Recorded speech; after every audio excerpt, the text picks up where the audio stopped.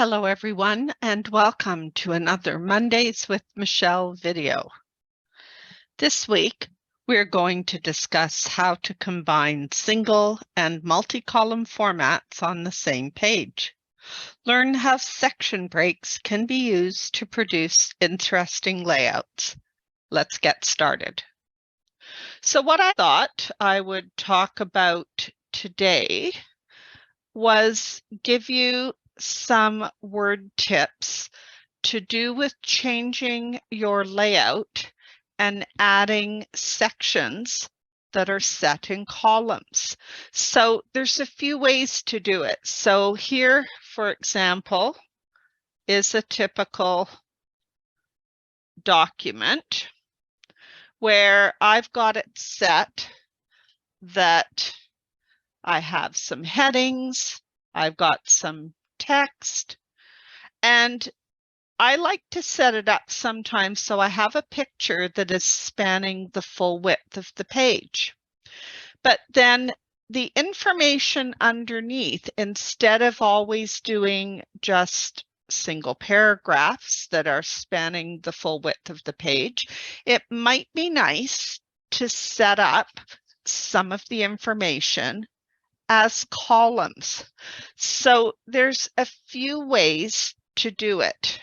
Word uses the concept of section breaks. So think of it as if you literally took a ruler and drew lines separating your page into different parts. And by separating it into different parts or sections, you can choose to format each section differently. So I'm going to show you a few ways to accomplish this task. So the first thing we're going to do, if I decide that I want this section of text here to be in two columns, what I would do is click in front of the text that I want to make into two columns. I'm going to go to my Layout tab up top here, and I'm going to insert a continuous section break. And you'll notice it's put this invisible section break marker up top here, just after the words double column. And I say invisible because if I turn off my paragraph markers, you can see that indicator that I've got a section break has disappeared. Now, I'm going to now go to this next heading, and I'm going to insert another section break right in front of that heading, because this is showing where my section ends. So if you notice, I've now put two section breaks in. The normal formatting goes right up into these words double column. Now, after the words double column, I'm starting this new section, and this new section with its new formatting will end after this last blah and before we start the words back to one column. So what you're doing is basically, it's like drawing lines above and below where your section is going to be defined. So now that I've got this new section defined, now I can format it. So under the Layout tab, I click on Columns. I like going right down to the More Columns option because there's other things I can do. So I want two columns. I also want a line separator in between the 2 columns. And by going to this particular menu option, I have the ability to adjust the widths of the column because I might not want the columns to be the same width. If for some reason I wanted the first column to be 2 inches and the second column to be 4, I could do that, but I'm going to just leave it as, let's make it even. And you notice what it's done now is it has formatted just the area bracketed by those 2 section breaks. It has formatted it as 2 columns. We're back to 1 column after that end section break. And I could now go in and say, well, I want to do this section as 3 columns. So I could do the same thing I did before. I could click where I want my columns to start, go into layout,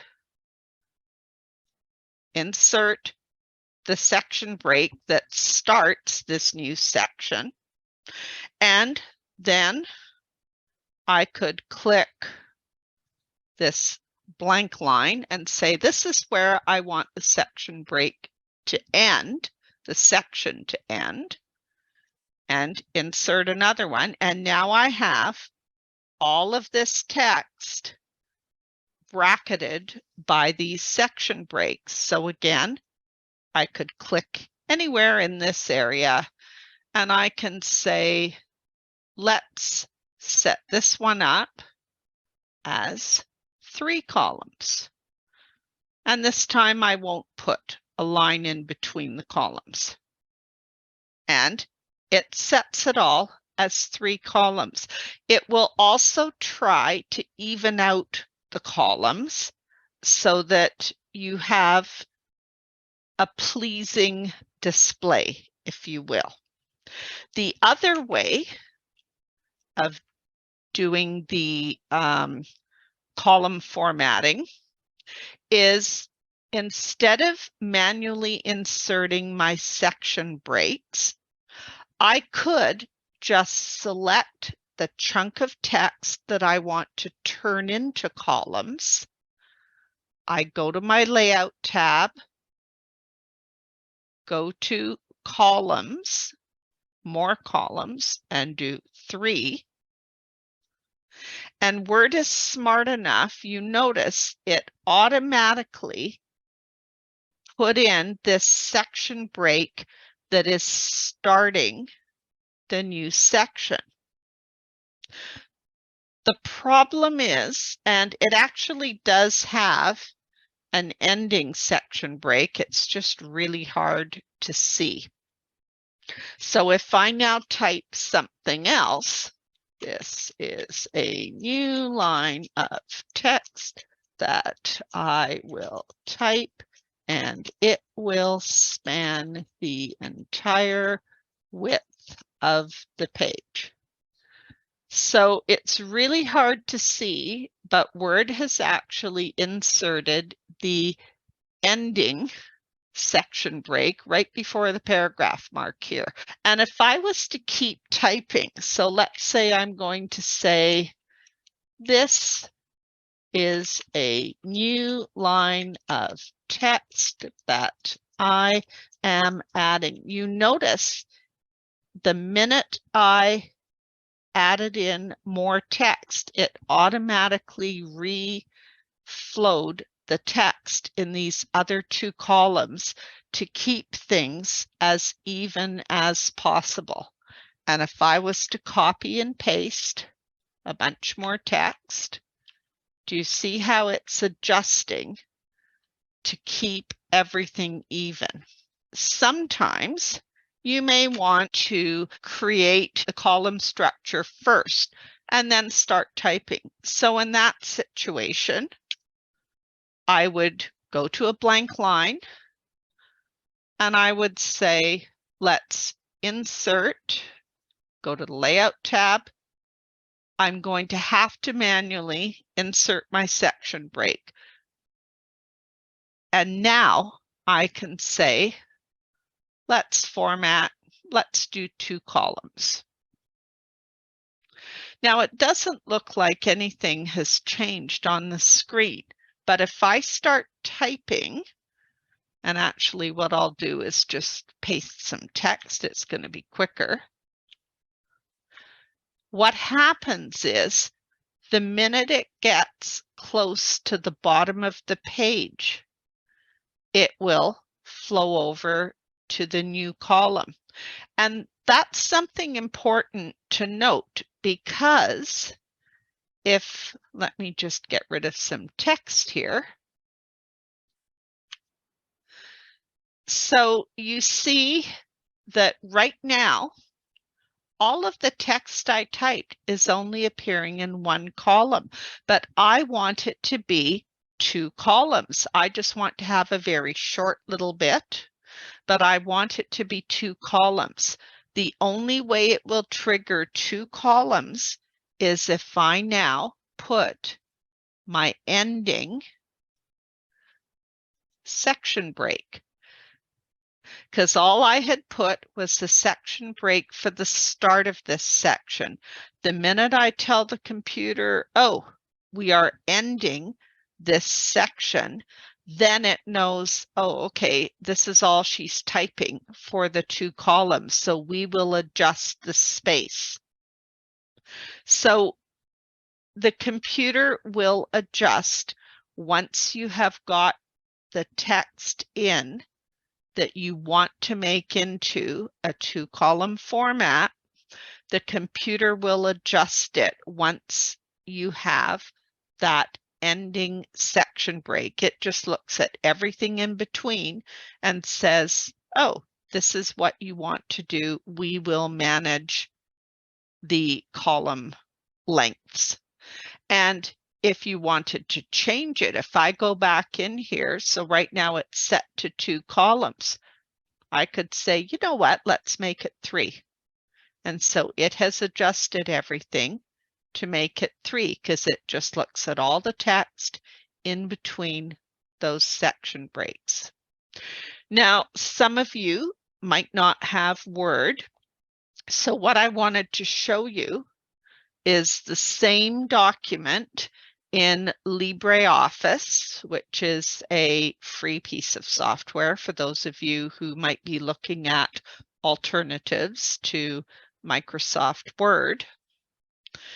And if you are using whatever piece of word processing software, look for these same commands. Conceptually, you are either going to be highlighting or selecting some text and turning it into multiple columns, or you're going to be manually inserting section breaks and working within those section breaks. So with LibreOffice, what we'll do first is let's select this text, and we're going to go to the Insert menu, and we're going to go to Section, and they happen to have a Columns tab. And I'm going to make this 2 columns, and I'm going to put, whoops, not that. I'm going to put a separator line, and I click Insert. And what LibreOffice has done, it's created these little, they look like photo corner marks. That's LibreOffice's method of identifying a section.